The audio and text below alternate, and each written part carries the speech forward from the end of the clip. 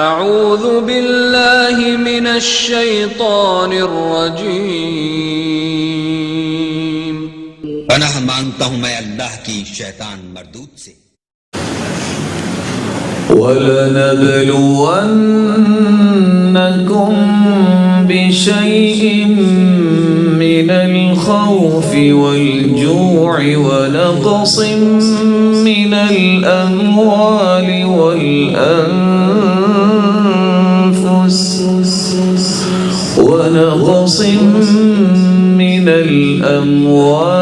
وَالْأَنفُسِ والثمرات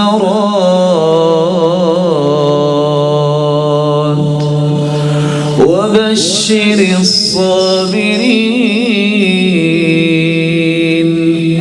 الذين إذا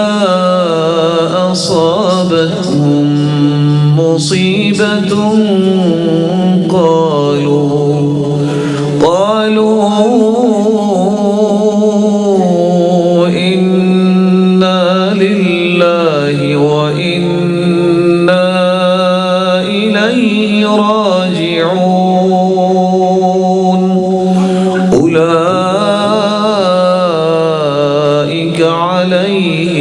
صلوات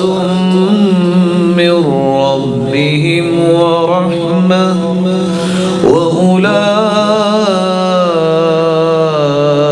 هم المهتدون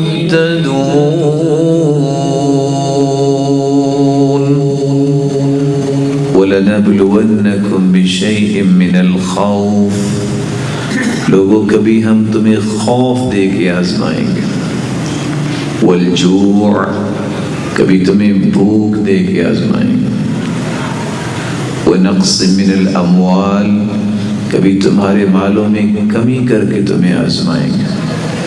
والانفس کبھی تمہاری جانوں کا نقص ہوگا، تمہارے پیارے تم سے دور ہو جائیں گے، کر دیے جائیں گے، والثمرات پھلوں کی کمی سے بھی تمہاری آزمائش کی جائے گی،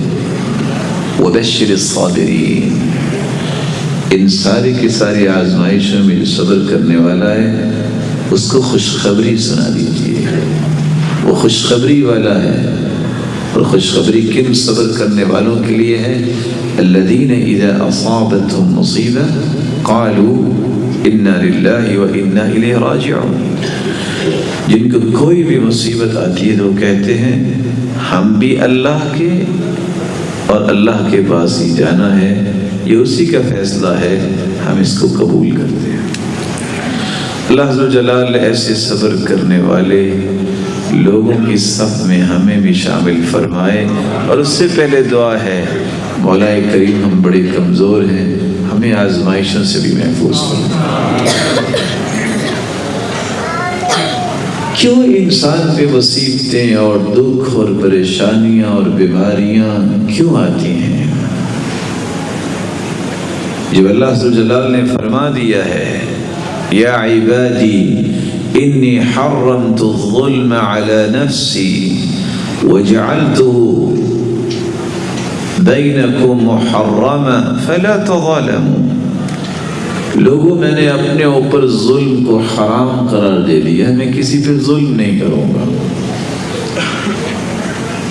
تم آپس میں ظلم نہ کرنا، وَمَا اللَّهُ يُرِيدُ ظُلْمًا لِلْعِبَادِ اور اللہ عز و جلال اپنے بندوں پہ ظلم نہیں کرتے۔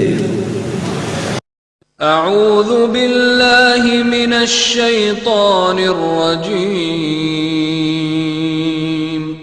پناہ مانگتا ہوں میں اللہ کی شیطان مردود سے۔